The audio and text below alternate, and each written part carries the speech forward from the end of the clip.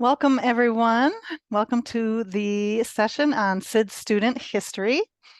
I am Jenny Schluckebeer with SiD Support, and my partner at SiD Support, Mary, is here as well. Hello, Mary, everybody. hi. Hi, Jenny. I know you. Um, and today, helping us present on student history is Rachel Stiglitz from Metro East. And she has a section in the session and she'll be able to do a quick intro of herself at that time. I don't know if she wanted to say a quick hi now, but um, the three of us are here. And I am doing most of the talking for my sections, and Mary, as other SID support, will be monitoring the chat. So if you have questions in the chat, she'll be able to get to them. And she also put together much of the slides. So thank you to her. Okay, so welcome to the session on student history, which is kind of like a huge can of worms. So that's why we decided it deserves a session of its own.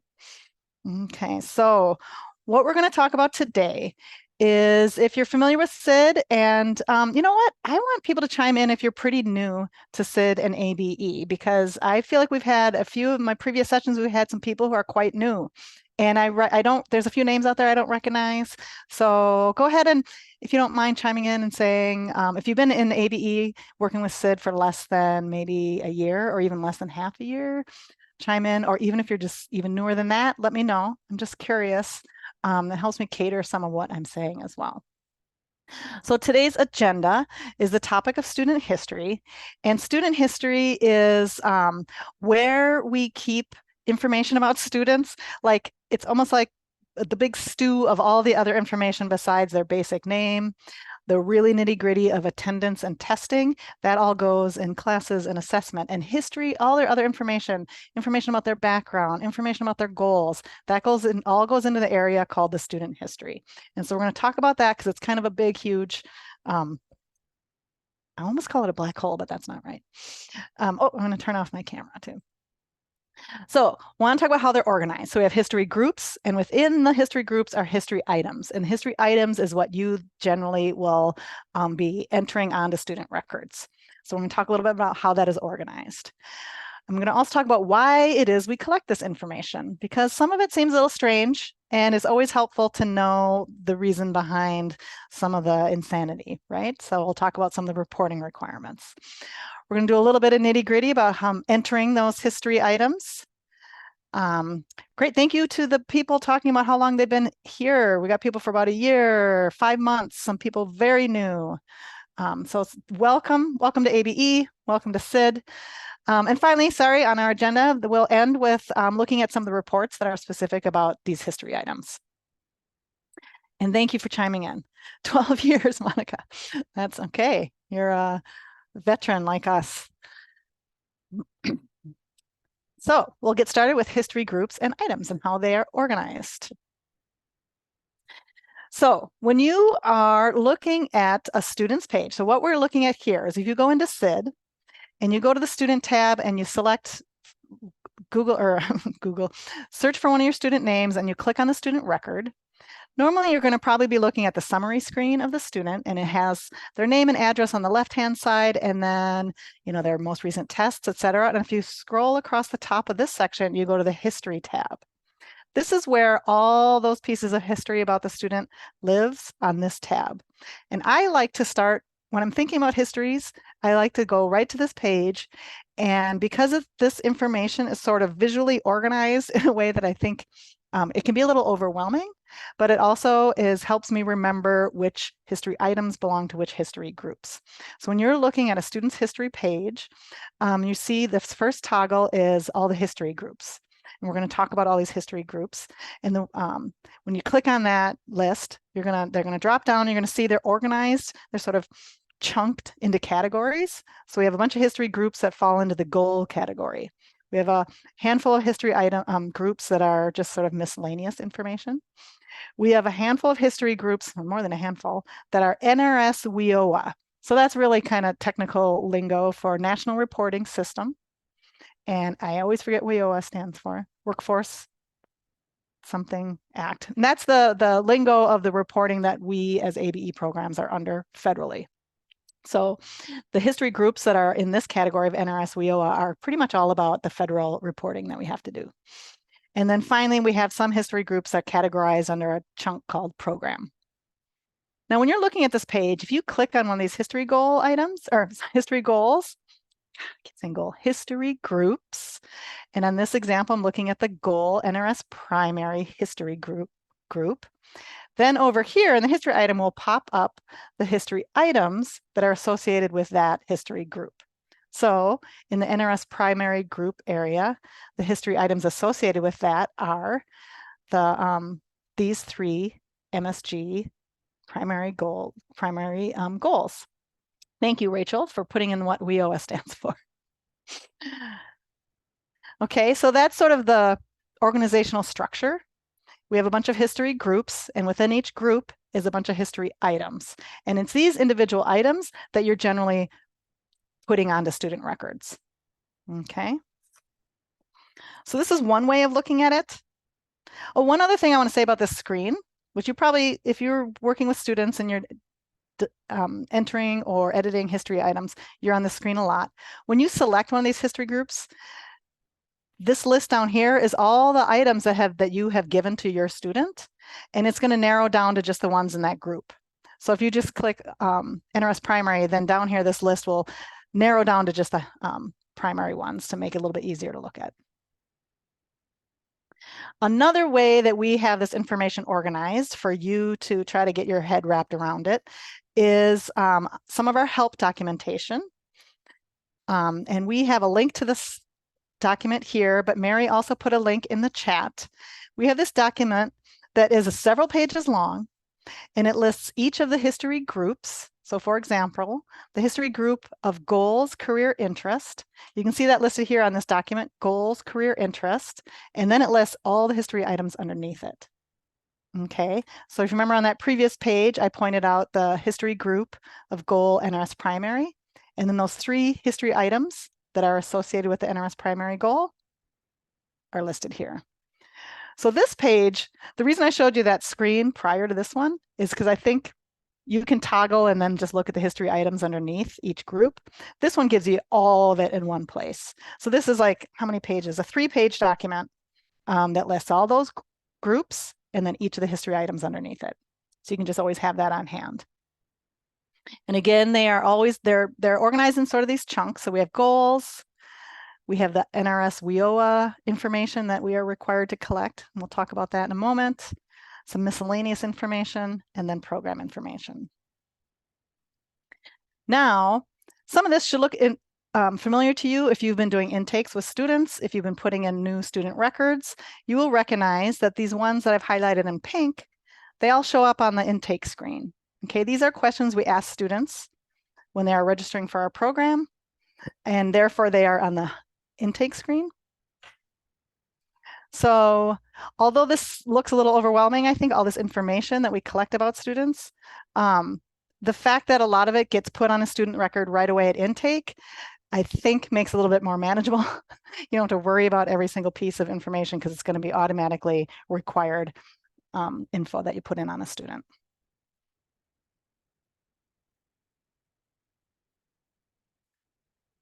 So we're going to talk in a little bit about that history screen and how you put the information in. But before we do that, I'm going to talk about why do we collect this info? That's the big #1 question, right? So a little bit about the reporting requirements. And I do, in fact, have a picture of an intake screen here. So a lot of those NRS WIOA groups and the items within, these are asked at intake, as I mentioned. And then when after you've created a record, a student record using this create a student, and you ask at intake and you put their information in, that information then gets automatically plopped onto their history page. So you've probably noticed you've asked the questions of these students, you put it in, and then if you go to their history tab, it's all there. You've already put it in. So those items include the education level and location. So that's their highest formal education before they came to your program, their education location, their work status, their whether they're on public assistance, and then these things that we have in a box called NRS data. And so that's like Another phrase that they use for this is called barriers to employment. So this is a federal reporting requirement. We are supposed to be reporting how many of our students fit any of these categories. So because these are considered categories that cause barriers to people's employment. So disability, displaced homemaker, ex-offender, etc., migrant worker, all of these in this category. So if you click on that when you create the student record, that will then become a history item on their history page. And then also the NRS programs of particularly the federal ones of corrections. And then we do have, something called non-NRS means you want to put them in your data system and track them, but you don't want to report them. That's called non-NRS. Okay, so you're thinking to yourself, I'm not sure if I've ever reported this info. Well, that's because the state collects all this info behind the scenes in SiD, and when they do their annual federal reporting, this information gets reported to the feds. So, and it's not about individual students, actually, it's accounts. How many students are of the different education levels? How many students are unemployed? How many are not in the workforce, et cetera. So that information all gets collected because it's a required data element, and then that gets reported to the feds.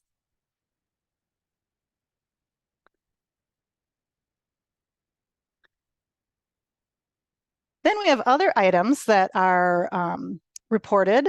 And these ones you should be more familiar with as seeing something you've seen on a report because these are based on the students' outcomes and their measurable skill gains. And we have some kind of old lingo in our system, which we have some goals here under, as I mentioned earlier, the NRS primary goals. Those items in there are the measurable skill gains there's some new ones. The 12 credits, these are eligible for IET students, progress towards a milestone.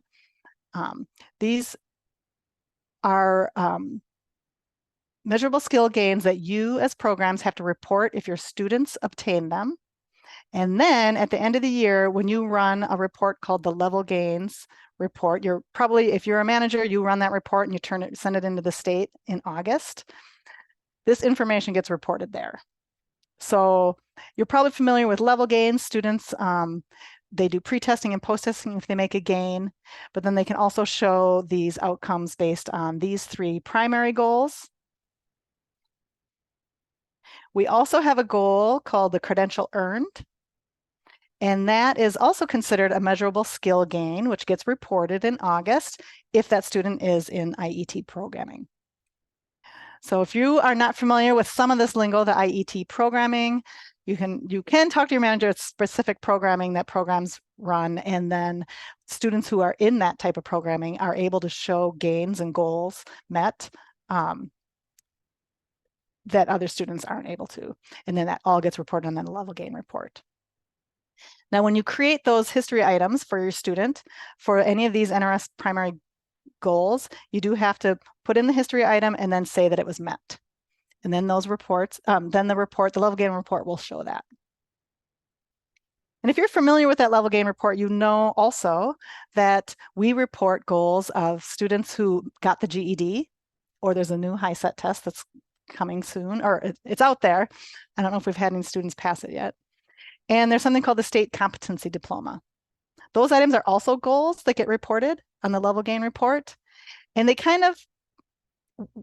they will appear on the student's history screen, but those ones get automatically generated by a data match.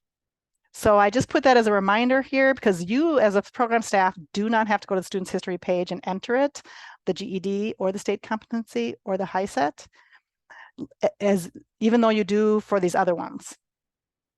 But the GED, HiSET ones are automatic.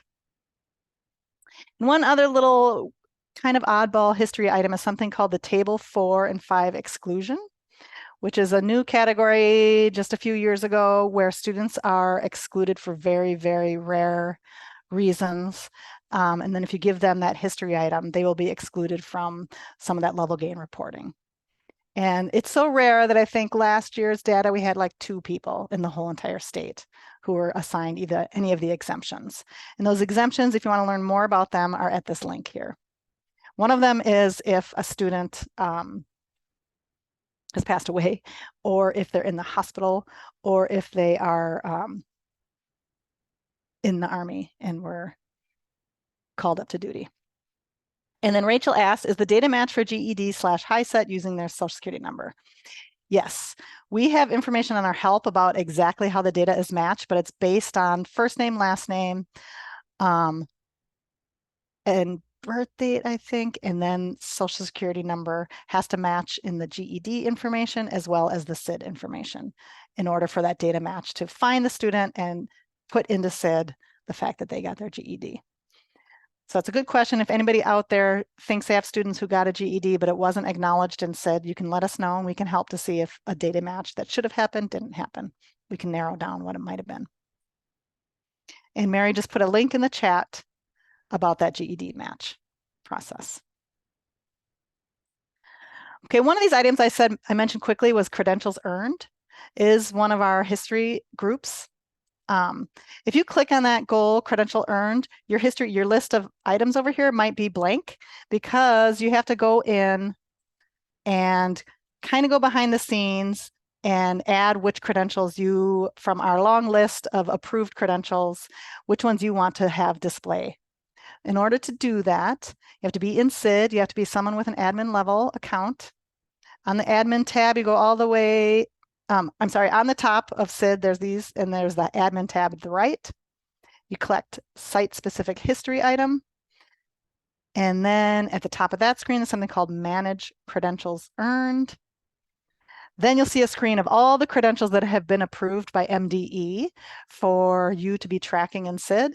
And you can select the ones that you want so that they will then display on this screen over here.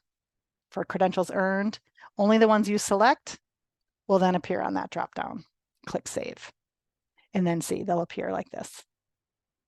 And we do have a help article about that. And usually that's something you just have to do once, or maybe in next year, your program has students who are starting to get a certain new credential.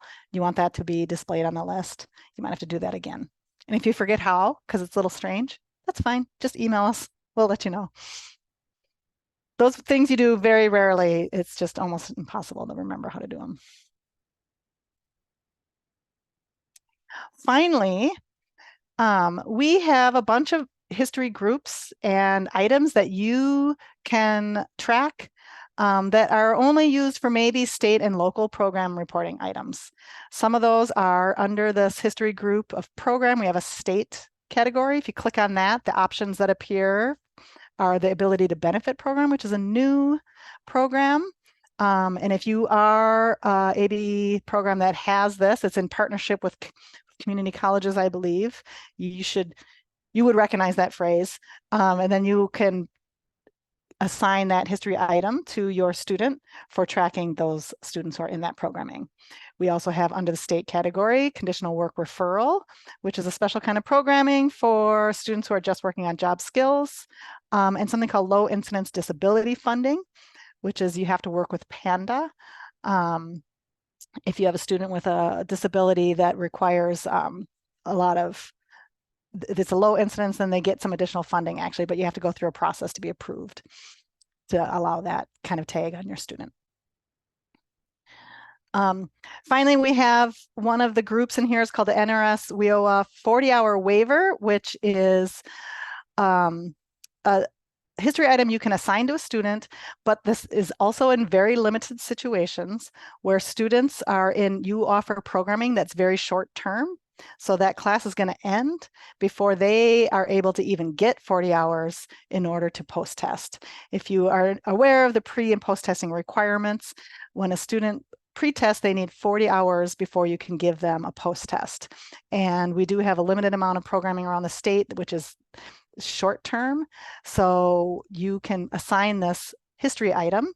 It's here under the group NRS WIOA 40-hour waiver. And then one of these two options will appear. And the reasons are the student's exiting, and they're completing an assessment or credential, or the course is ending. And then it will allow you to give a test to that student. It's a little bit complicated, or it's a little bit detailed, actually. It's not super complicated. It's a little bit detailed about who should be allowed for that. And you can click on the help article here, and Mary put that in the chat to learn more about that. But anyway, that's also on the history item, the student's history item page. Finally, you may have noticed there's a bunch of groups in SiD, especially under the goals category, that I didn't highlight as something that we report either to the feds or to the state. These are sort of optional things that you can track. People over the years, people have requested that we have a place to be able to track career interest goals or something that was called the NRS, that's the National Reporting System, secondary goals or personal goals. So there's a whole variety of goals in there that if you are interested as a program in tracking, you are able to do that using the history groups and history items. Somebody did ask about the waiver, and yes, if you give a student a waiver, but you have to have the proper reason and it has to be fit that eligible criteria, then you are able to give a post-test prior to 40 hours. I would definitely look at that help article that was linked if you're interested. And then we have a category called program, which every student, when you create their record, they're going to get an entry date. If you want to give students exit status, you can, but that's not required at all. Maybe you have special programming where you want to. And then we have something called site-specific history items. So if there's other things that you want to track, we have programs who track a whole variety of information about their students that aren't the canned info that we have in SiD. You can create special specific history items. I know some programs, I know they take like a book fee or something, and then they've made a history item in their system so they can track which students have participated in that. And it's a little bit complicated. So we do have a help article, and Mary put the help article in the chat for that as well. So those are the reasons we track all the stuff that you see on that history page. Brenda asked, when would you use start? This is a good question. When would you use start and end versus set and met? So most history items, so this is something we should probably have a whole help article just about, but most history items, you get sort of, when you put it in, it's given an effective date. And if it's specifically, if it's a goal, you're going to want to put, if you're just tracking students' goals like personal goals or career interest goals, you can put set just because you're, as a program, interested in what types of goals your students have. And then you're going to have to go in and either give them a new one that says met when they've met it. But with NRS primary goals, in order for that to count, you have to put it as met. The report, the level gain report doesn't care. No offense, if a student has set that goal, it only wants to know if they've met that goal. So I would say for goals, then you're using set and met. For the other items like the student's education level or their work status, it's just going to assign it the date that you put it in as the effective date. And then we'll get to this in a second. But if you update, if you give it, let's say a student starts with you and then they're unemployed and they come back a year later and you give them a new entry info and you put them as employed, then it's going to end the old one and put in a new one. And in that case, it's going to use the start and end dates. And Mary put in a quick article about the set and met information. Okay, now I'm going to pass this off to Rachel to talk about entering the student history items. Okay. Are you ready? Yeah, I'm here. Yay. Thank Okay. you. Thanks, Jenny. So I'm my primary role is intake specialist and assessment testing for the two sites I work with, Ramsey County Correctional Facility and the Mounds View Adult Education. And so, you know, I'm the one that created, I'm the one that opened the can of worms with Jenny. Like, you know, there's all this stuff with history and things can be messed and so on. So this is kind of came out of like, this is why there's a session, okay? Because there's a lot of stuff in history. So, you know, when I do an intake with someone, they come in and they fill out the intake sheet. Yep, thank you. This is the right slide. And an intake, like our intake form. Here's what it looks like for Mounds View. Okay. So, so we're looking at a history tab, and it's like, well, how did all this information get here? And it's from the stuff that somebody filled out, right? And then we enter, you know, we enter it in. As Jenny mentioned, yeah, things are like placed in the groups and items. And when I do an intake, I do a person search. If I can't find that person in SiD based on their name and date of birth, I create them as a new student. And here's a screenshot of that new student page. And the history items that are going to be populated under the history tab from this page are the bullet points on the right, work status, public assistance, NRS and WIOA data. And I do take time to go through this information with people. They're not always sure what is public assistance. And, you know, if it's an ESL learner, I'm trying to do as much as I can through Google Translate, pantomimes, pictures, and so on. And then the next thing underneath this is NRS program, which is a little different. So the NRS WIOA data, you know, people know they're homeless or low income or migrant workers. That's on the left, okay, or single parent. On the right, they might not necessarily know I'm going into a workplace literacy program or family literacy. Those would be something that you as the staff member entering this information would check off. So for example, when I'm at the Ramsey County Correctional Facility, all the students that come in to work with us will, you know, I'll check off corrections here, okay? Underneath that is the data release, mainly just, you know, informing students that their data is going to be shared and they signed off on it. And so checking that. And then the referral, which I don't know, I was like completely blind to for a year and didn't even notice it. And then I was like, what's this? And it's really helpful to track how people are being referred to your program. I mean, a lot of it's friends and family, but we do a lot of marketing. So are people coming to us through career forces or other agencies, other ABE staff? And even is our Facebook page getting any traction or not? So I try and mark that stuff too. And I actually added a little section on our intake form so I don't forget to ask people about that. So next slide. So the reentry screen is like, say somebody returns to your program, or you did a person search and found them, but they're at a different program and you're merging that student. Here's the reentry form. And the history items will be marked on the screen again, because people's life circumstances change. You know, previously they might have been employed, now they're unemployed when they re-enter into your program. And same with the other WIOA data, okay?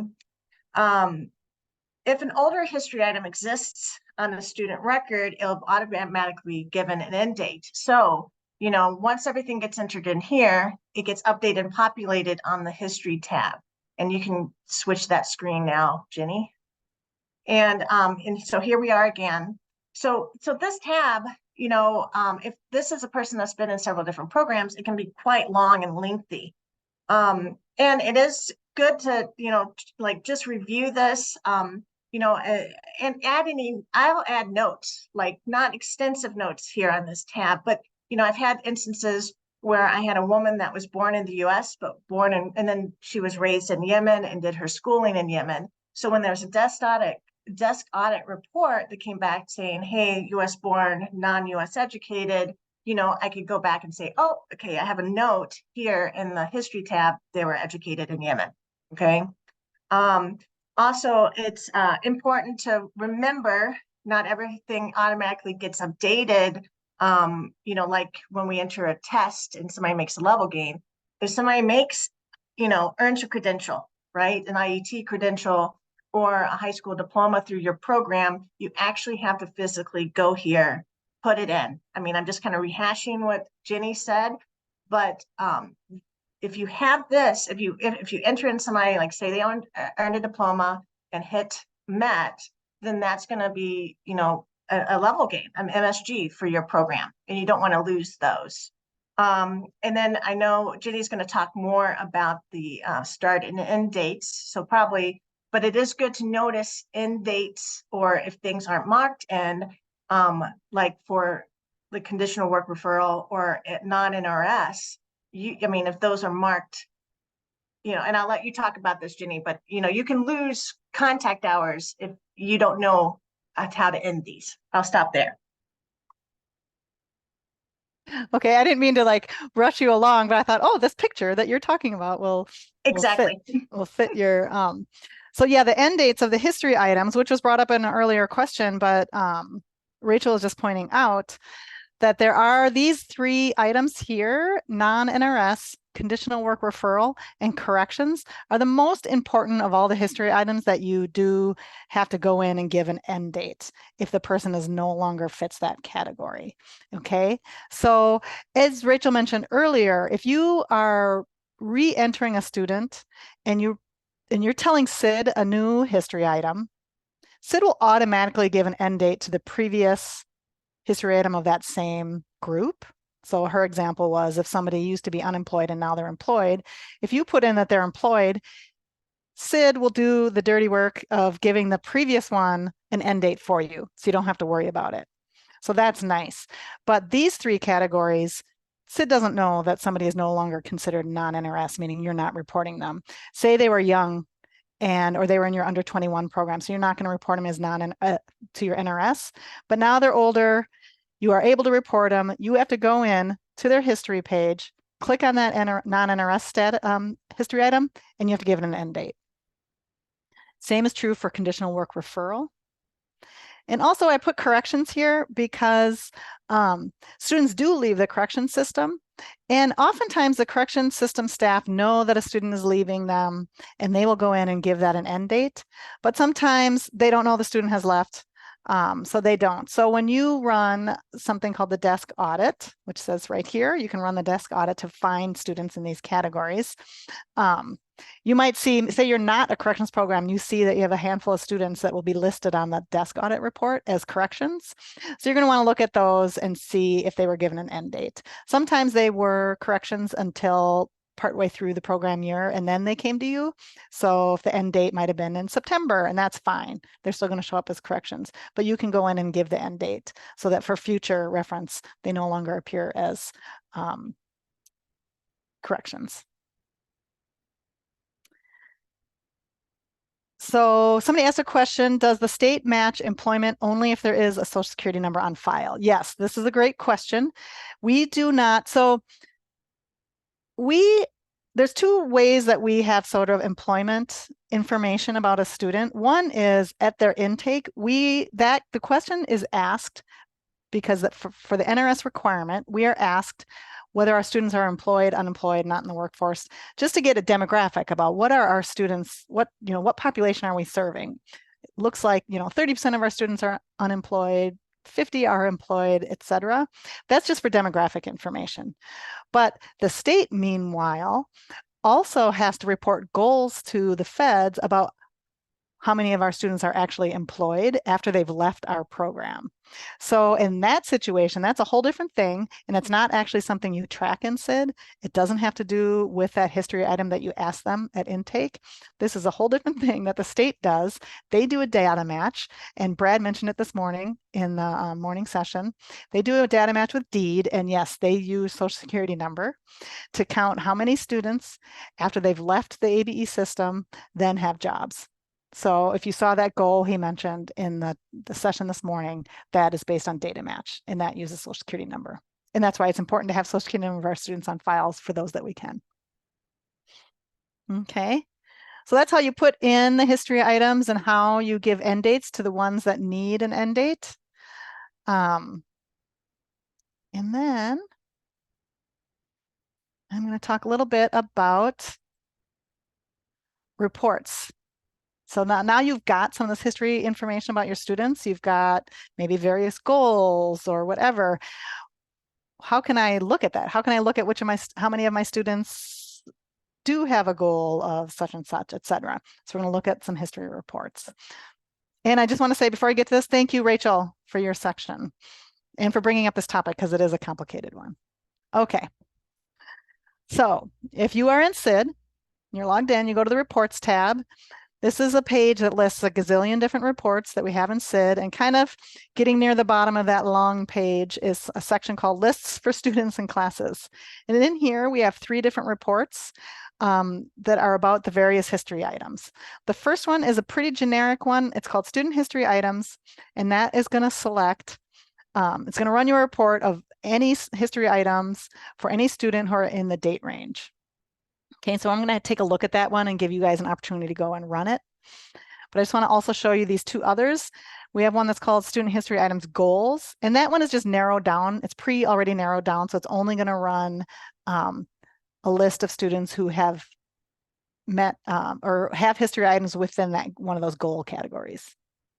And then finally, we have one that's very specific about the career interest history goal. I'm sorry, history group. So again, we're going to look at this first one that's highlighted in green called student history items. So if you click on that, you're going to get this screen that has all kinds of toggles and information. It's pretty busy, but that's because you can run it in a couple different ways. So it's going to default to the program year. So the beginning of June, I'm sorry, the beginning of July to the end of June. And it's going to find students who have hours in that date range. You can run it for your site. You can narrow it down to subsites and classes. You can do participants or enrollees. So again, participants are students with 12 or more hours. Enrollees are everybody. Then this filter here is going to, you can search for history items that were put in within certain date range. And this defaults to a huge date range because sometimes you have students who are currently active this year, but maybe they put in a goal or they met a goal like last year because they've been around for a while. So sometimes you might want to see how many of your current students have told us that their goal is such and such, or how many of our students have started here and their education level was K through 5th grade or whatever one of the options is. Or you can just narrow it down to just the people who have history items that were assigned just maybe this program year. You can also narrow this report so it'll default to run it for all the history groups and all the history items, but you can narrow it down if you just want to look for people with like the NRS primary ones, or you just want to look for students, you just want to see people's education levels, etc. You can also search for all statuses, and that status is that set or met option, etc. So this is what it looks like when you run it. Okay. So it shows students who have hours within this date range. That was the default date range. And I just opened this and left it for all subsites, all classes, and so it's gonna show you goal, career interest, and how many people have, one person has this goal, one person has that goal. I think we ran this for our sandbox site, so we don't have very many students. It's sort of a fake site. So it lists all the various history groups, the items within the groups, and how many people fit those categories. I'm going to go back for a second because there's another toggle. It's going to, when it first runs it, it's going to run it by history group and then person. But you can change that toggle and run it by person and then histories. So it's going to show all your students and how many of them have certain goals or which goals they have, if that makes sense. So I'm going to have you go and actually run this report. So let's, in a second. This is that other one that's on that list where it's already narrowed down to goals. So it doesn't give you the option of selecting which history group because it's already just looking at the history group of goals. Okay, so it's just a little narrowed down so you don't have to worry about all those extra toggles and filters. Sometimes those can be overwhelming. So we're going to do an activity. I'm going to send you off for 3 minutes and I want you to run that student history report, student history item report on the reports tab. So go into SiD, go to the report tab, scroll more than halfway down and find that student history item report. Run it just the default settings and then maybe run it a second time, but select a history group or a history item that you want to narrow it down to, so it'll only find the students who are in that have a history item in that group or have one of those history items. So go run that report 2 times. I'm going to start my clock. I've already started it. And then come back and tell us if you found anything interesting. Yeah, so go for it. We'll see you we're down to 2 minutes now.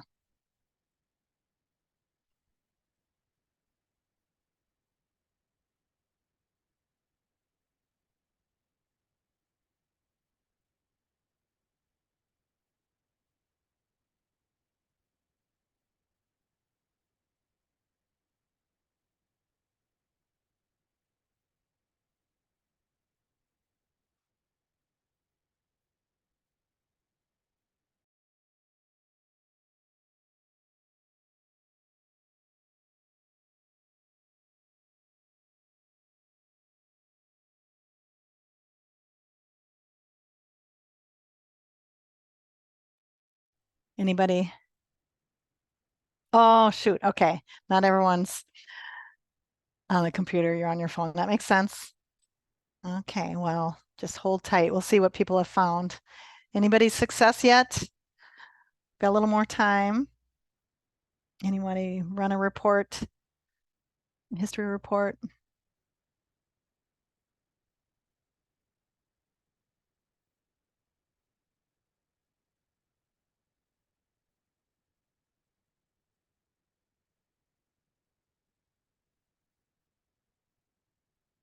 Go back to the screen of the report.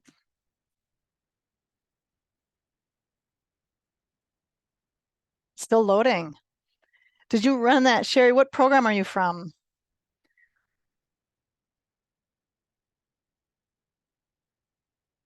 The bigger the program, the longer it will take because it is finding everyone with hours, which takes a while. Metro North's pretty big.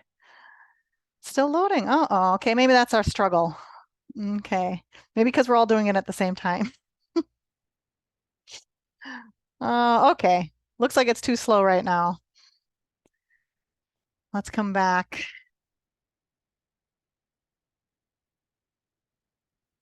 Oh my gosh, corrections is definitely a big program. So that takes a long time. So we had a little fail on the activity. Well, that's okay. At least you had a taste of it and you got a screenshot here. Anybody, and that was like, woo, a whirlwind ride through history. You did have a lot of people pass their citizenship test, said somebody. Cindy, excellent. That looks good. You think it's easier to look at the history group and then the person. Yep. Cool to see the students who got their citizenship. Anna seeing some interesting outcomes. That's awesome. Thank you. Thanks for chiming in with what you saw out there. Anybody else have success with it actually running to completion? Also, we have our SiD Support email up here, and we always recommend that people, if you maybe you thought you were tracking something and you can't figure out a way to run the report on it, or you just want some help, we're always there to help. If you have suggestions for a different kind of report that involves student history items, feel free to let us know what that idea is. We're always willing to try to pull up new reports. But we're getting near the end here, so I think I also have to remind you all that I think you'll be getting an email from the conference organizers about giving feedback about all the sessions. And I want to make sure to remind you to do that so that we know. I'm on the committee, so we know what people are looking for when we plan this in the future, the Spark conference. So before you head out, is there any other questions or any other thoughts? Rachel said you narrowed it to sub-site and you selected a few classes. Great. Great. Yeah. Yeah, you can really narrow in on certain groups and stuff when you're running some of these reports. Also, like all other reports, these are exportable to Excel. So if you get a group of students in a certain history goal or whatever, then you can always export to Excel if you wanted to. Any other questions? Any other findings from your report? I want to thank Rachel again for helping and giving us the view of kind of power user at the intake and trying to track student history. I'm Thanks for working from putting the SiD everything side. together. This is great. You're welcome. I learned a lot too. I did too, Mhm. because I'm so deep in it that it helps me to start thinking about it from the user with a real life experience. Yeah. Thank you, Cindy. I'm glad you had a great day.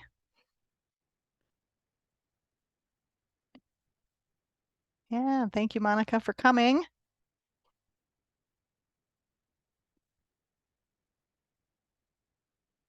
Thank you all. And you know where to find us with any other questions. And have a great day. And again, don't forget to fill out the